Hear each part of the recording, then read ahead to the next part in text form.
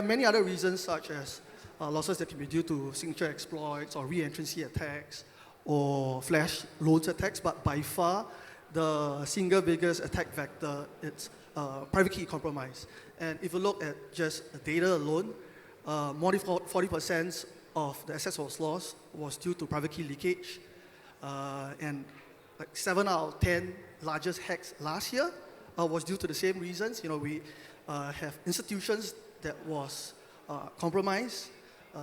There's breach infrastructure, and even wallets, technology wallets that has been assets lost by the users due to private key leakage. So that's by far one of the most critical security issues that right now institutions face today.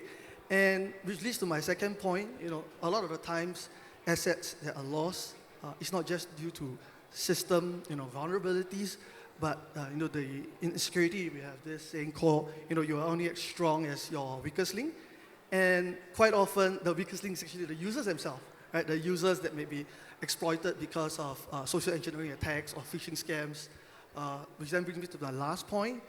Social engineering attacks is probably one of the gravest threats that we face today, simply because the pervasiveness of how the attacks can happen, right? It can come in many forms, like for example, airdrop scams, address poisonings, even malware infections, and it can take place on multiple platforms. Like you see scams in Twitter, in Discord, and even on LinkedIn, right? And that even the brightest, even the smartest can fall victim to social engineering attacks. Like the DEA, the Drug Enforcement Agency in the United States, they were tricked into transferring the access to a scammer.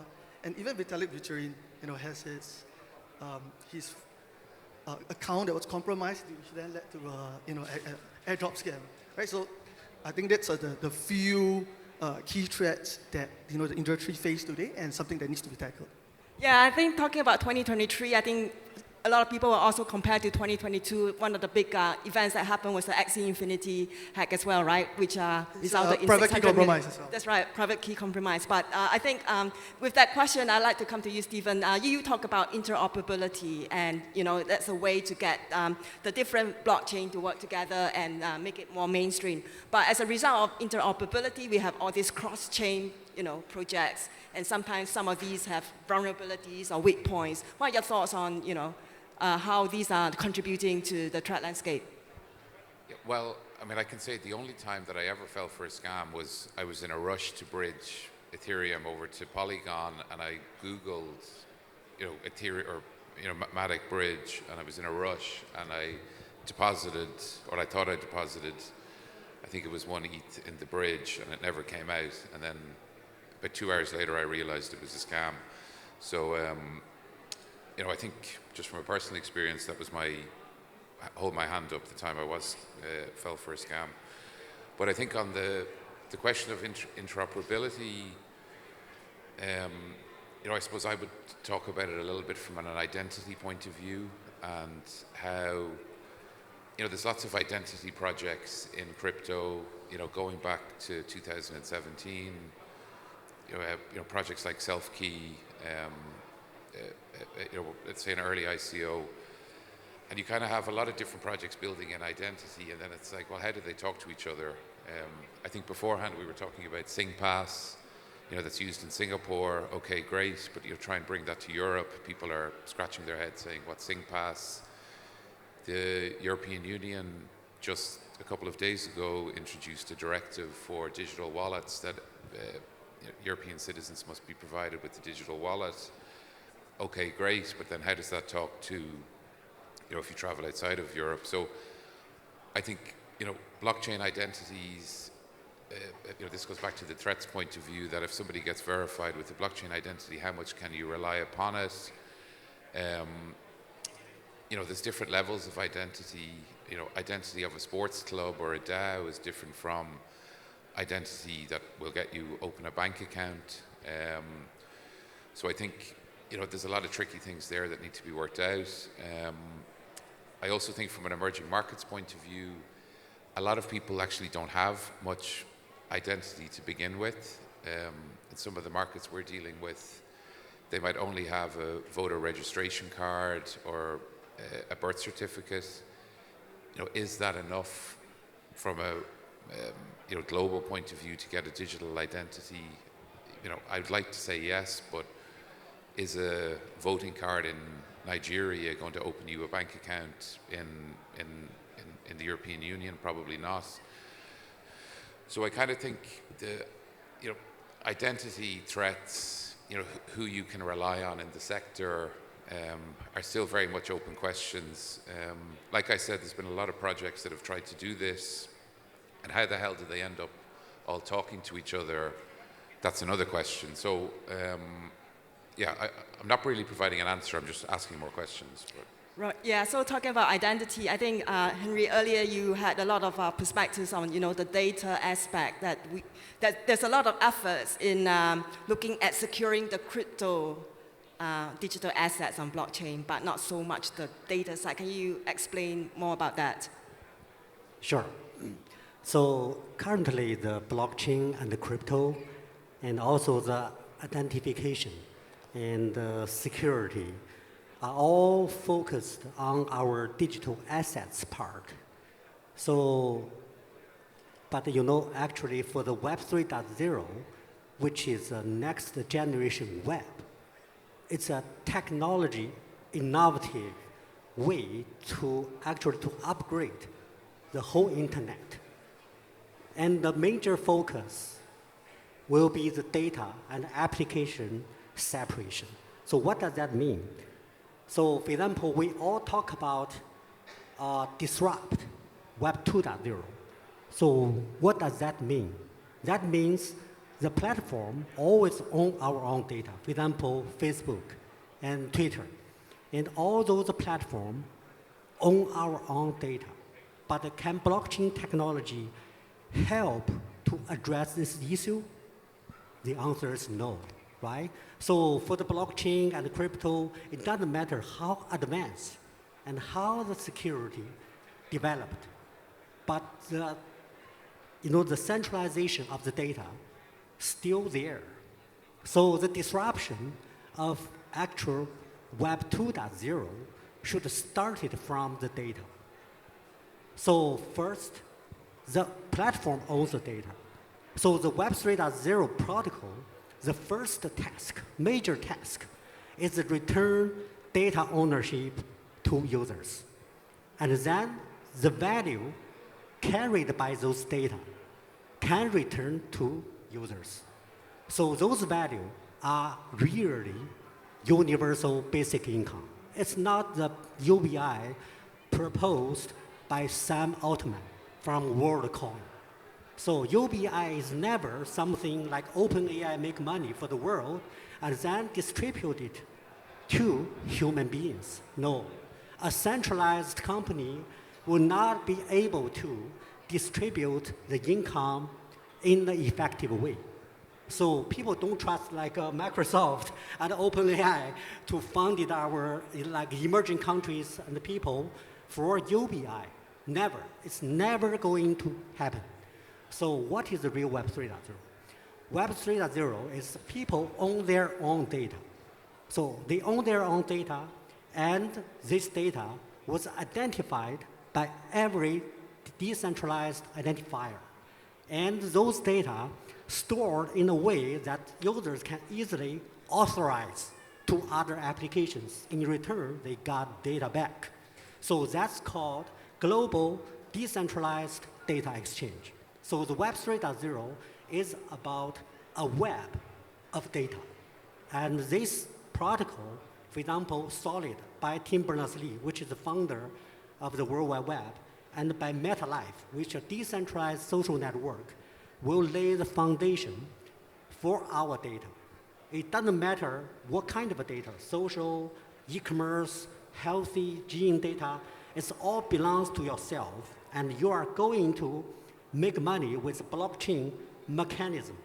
And those data will actually be your UBI when even the AI and robots take all human beings their job. right? Okay. Yes, the human side of things, the human side of the data in the blockchain is not yet prioritized in terms when it comes to security. And I saw you nodding earlier, Elton. You got anything to sort of add to that? Right. Okay. So yeah. So we're talking about social identity, right? And securing that.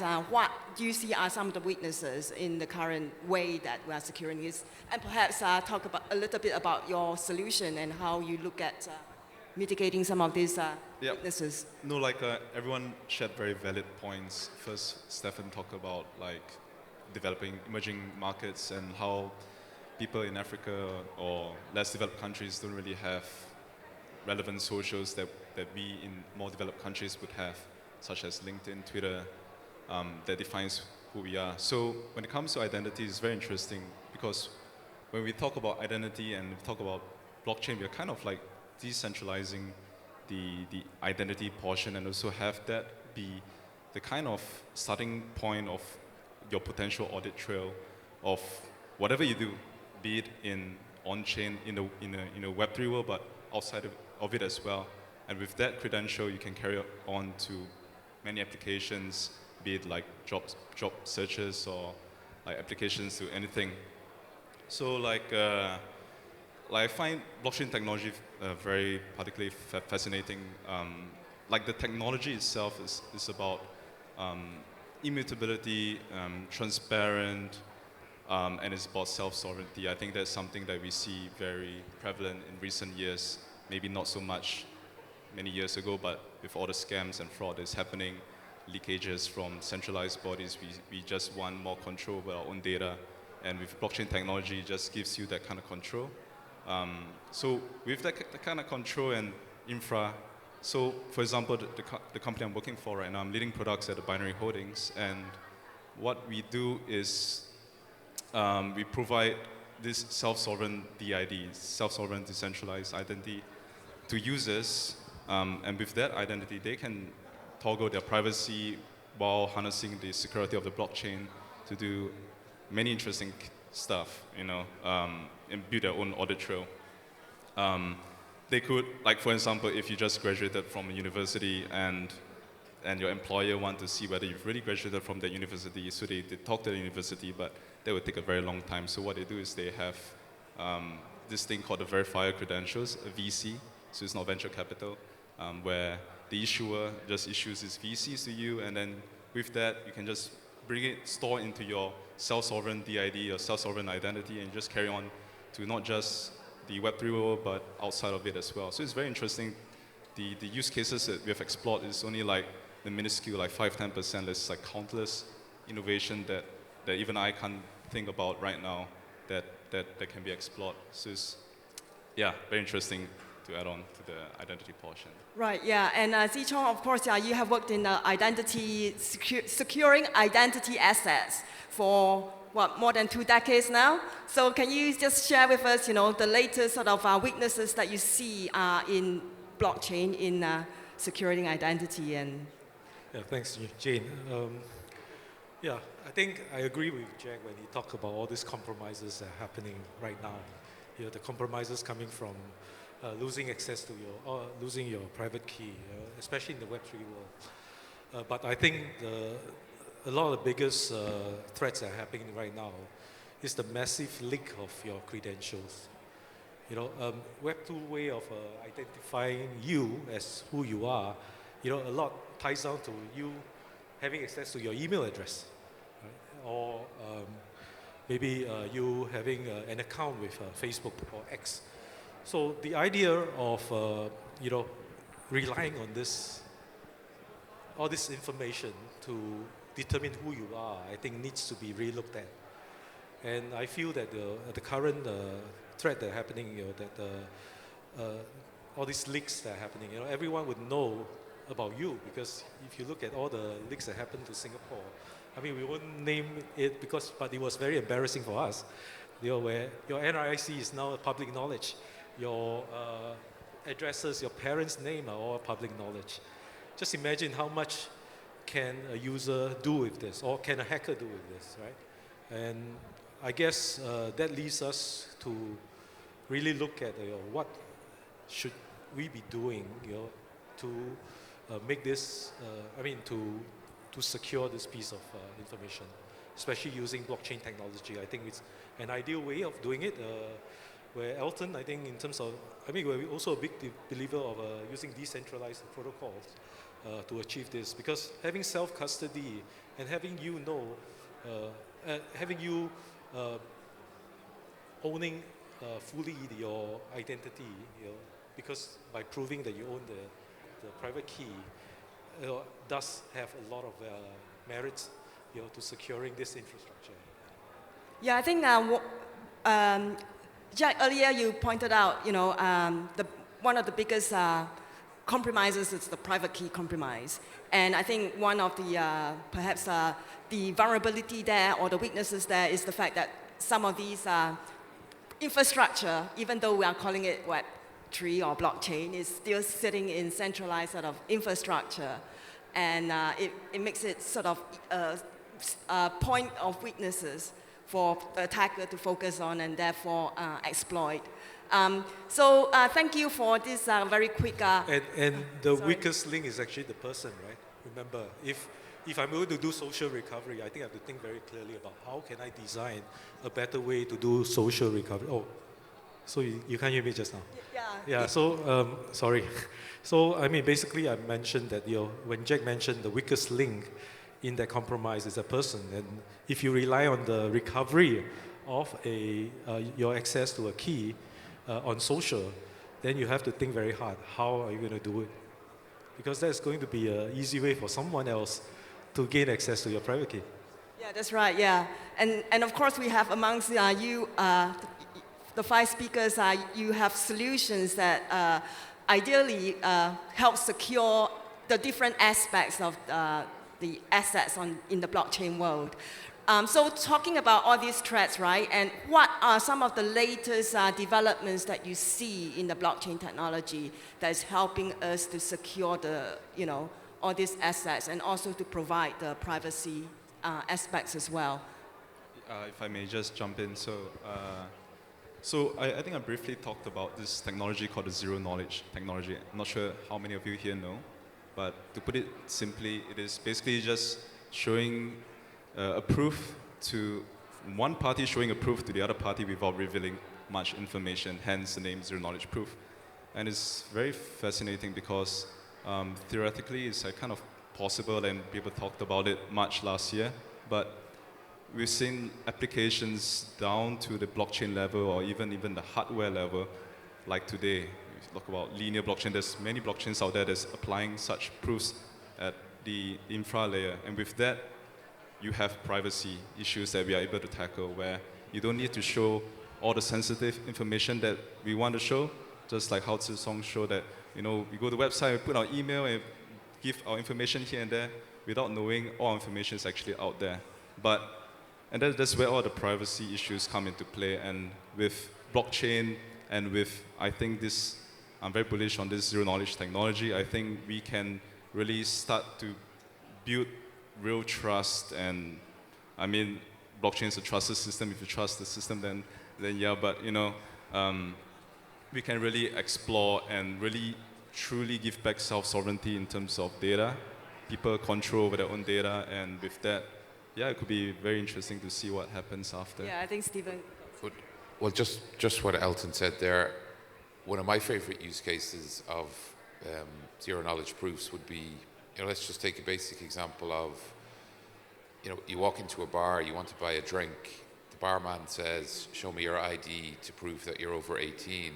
So you take out your passport or your Singapore ID, Hong Kong ID, and then you show him all the information, but all he cares about is your date of birth, but you're giving across all of this other information. So if we could get to a point where, in that particular example, that all you're doing is showing your date of birth, he approves it, gives you the drink, and then you go to the next bar, you get asked the same question at the next bar, but they don't actually look at your identity. They look at, well, he was verified at the previous point of view, so the actual verification, the first time it happened, actually acts as the proof. So, all of this stuff has been talked about for years.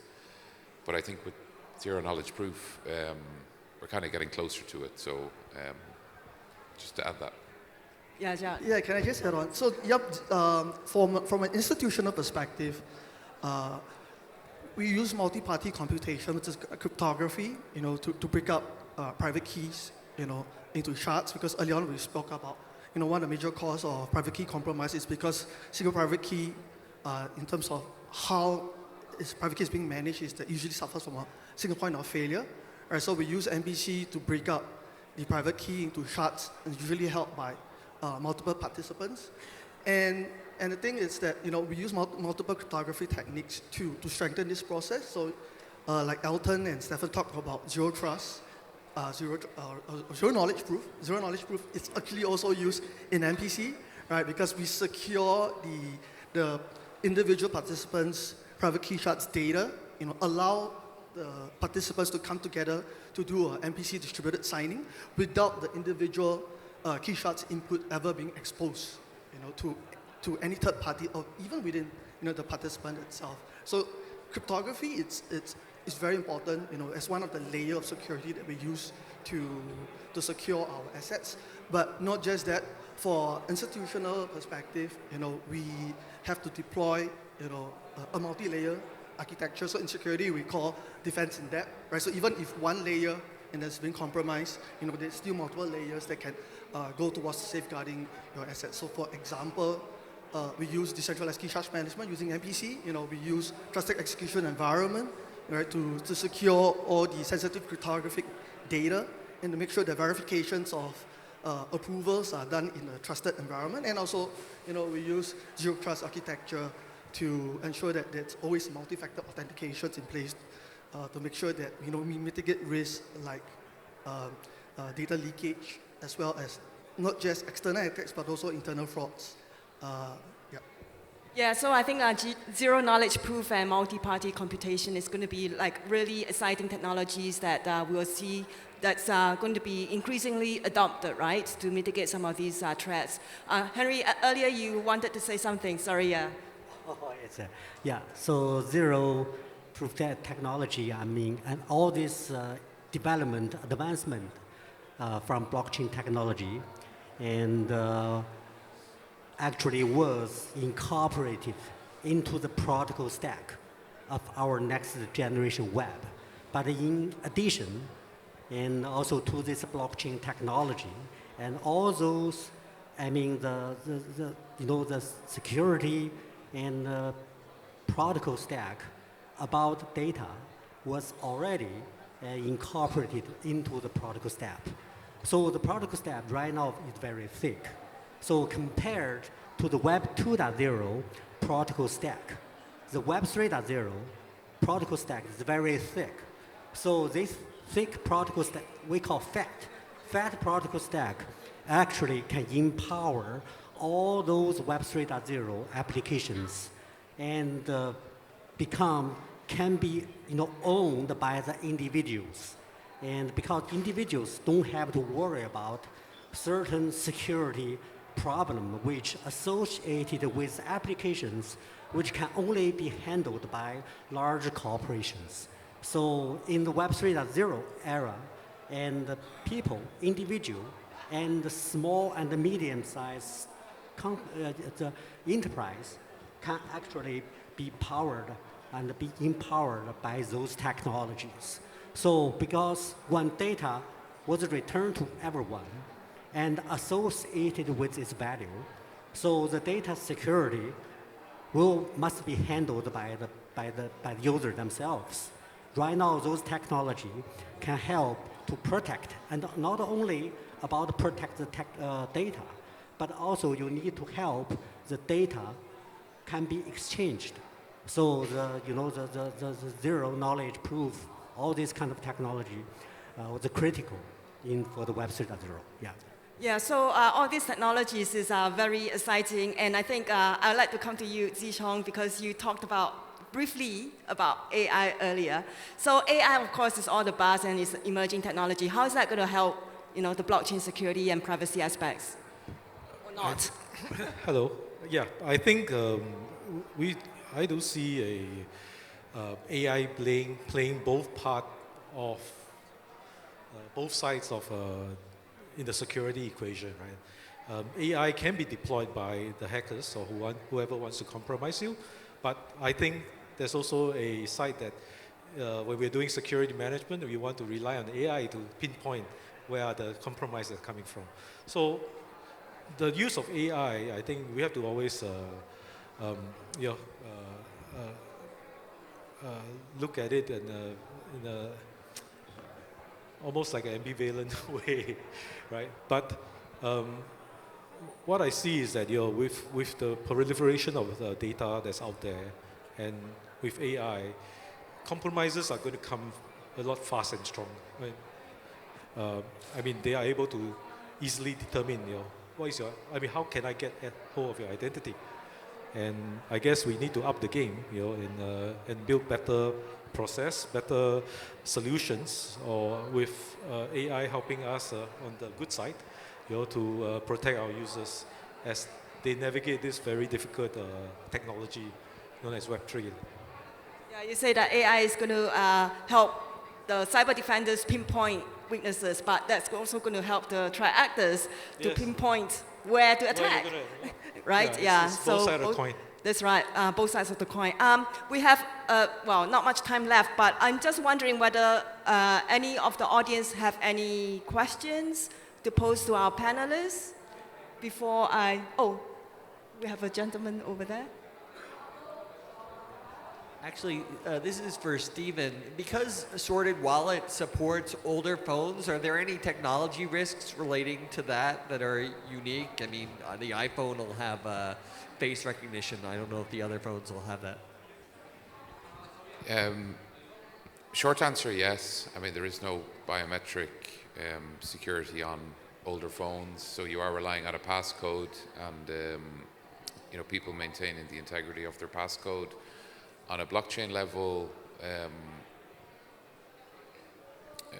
no. I mean, the access piece, yes, but the blockchain level piece, no. So, yeah, that's the answer. Yeah. Right. Do we have any more questions? Questions? Excuse me? Oh, well, I've been told time's up, so we have to, thank the panelists. Thank you very much for your time, and they'll be around, so catch them if you got any other questions. Thank you very much for your attention. Thank you so much. Thank you. Thank you.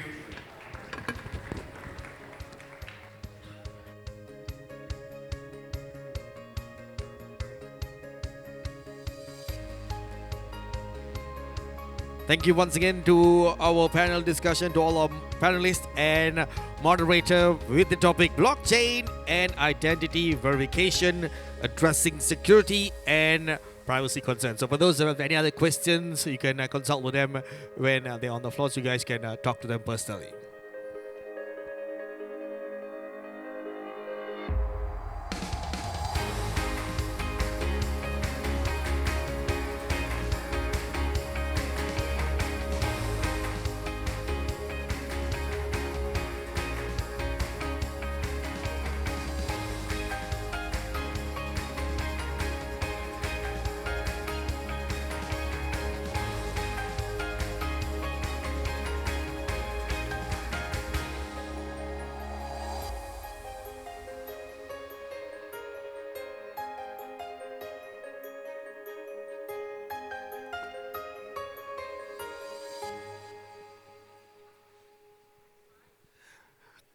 All right, very good afternoon once again, everybody, and welcome down to Blockchain Festival Asia 24. All right, so we're going to move on down to our next panel discussion with the topic, what's next for digital assets in 2024? So that without further ado, let's welcome our moderator, Kristen Lim, on stage. Kristen Lim is from Rockrose Executive Search CEO. And let's welcome our panelists, Karim, Raffa, KPMG Blockchain and Crypto Advisory, Joel Lin, co-founder CitaDAO, Ryan Rabaglia, Blockchain.com, Managing Director, Global Head of Institutional Sales and Trading, Paul Lalovich, Agile Dynamics Tech Partner, and Yuen Wong, Staynex founder.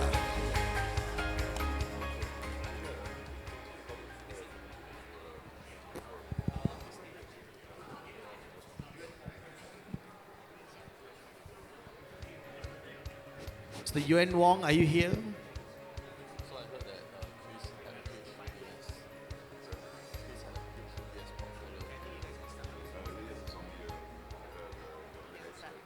Hi everyone.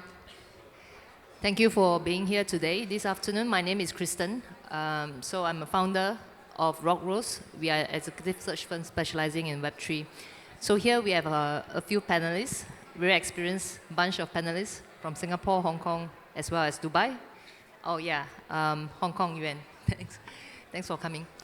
So without wasting much time, let's introduce our panel, and we'll start with Karim. Hi, thank you all for being here on a Saturday. So a solid amount of crypto degens I see that's still coming on weekends. My name is Karim. I'm part of the KPMG blockchain and crypto advisory team. We primarily focus on providing blockchain advisory services to financial service companies such as banks primarily, central banks, regulators, and so on. Thanks, Karim. And over to you, Joe. Hi. Hi, everyone. My name is Joe. Good afternoon. So I'm actually with the CitaDAO project. We tokenize real estate globally. Thanks, Kristen. Ryan Rabaglia, I'm Global Head of Institutional Sales and Trading at Blockchain.com. We are the preeminent trading desk in this space for the last 10 plus years, servicing hedge funds, token foundations, institutions from product and liquidity perspectives. Thank you, Ryan. Paul. Hi all. My name is Paul Lalovich. I'm a managing partner at Agile Dynamics Tech. We are Web3 advisory, working with large organizations and governments, helping them with onboarding into the wonderful world of blockchain technology. Thanks, Paul. And over to you, Yuen. Hi, my name is Yuen. I'm actually the founder of Staynex, and we are in RWA in hospitality. Yeah. So we are official partner with Arsenal Football Club and Huawei. And we just got equity invested by a sovereign fund. We are actually running a dual route in Web 2 and Web 3. So on the Web 2 side, we are, on the Web 3 side, we are going to also do our token launch in April. So just a bit of advertisement here. Thanks. Thank you, Yuen. So let's start. We have a very diverse group of panelists today. Not just from Singapore, Hong Kong, but also Dubai. A few of you are from traditional finance, some from real estate, advisory. So maybe I'll start with you, Karim. What do you see as the trend for digital assets this year? It's always me first, isn't it? It's okay, I'll skip you next time. I guess the main trend that we're seeing right now is clarity amongst regulators. It was the case for the last 2 years as well, but this year it's really coming together. We're lucky at KPMG to be able and allowed to work with regulators, not just in Singapore, but around the world. And an interesting inhibitor, I guess, to mainstream adoption has always been the lack of clarity around regulation, which has always led to lack of trust for institutional adoption. Now with regulatory clarity in place, best practice standards being put out, we're going to see we're already seeing now a lot more development in the infrastructure requirements that will enable further DeFi, right? So when it comes to central banks, we're seeing a lot of issuances or POCs around wholesale CBDCs, which are almost always tied in with POCs that work on everything from more efficient DVP, so deliver versus payment, more efficient remittances has always been the case, but also more complex traditional financial products being made available to institutional clients primarily first, but with a blockchain infrastructure base, so wholesale CBDCs in this case. Okay. And how about you, Ryan? You've been in the traditional finance space for a long, long time. And this year, January, we see the launch of Bitcoin ETF.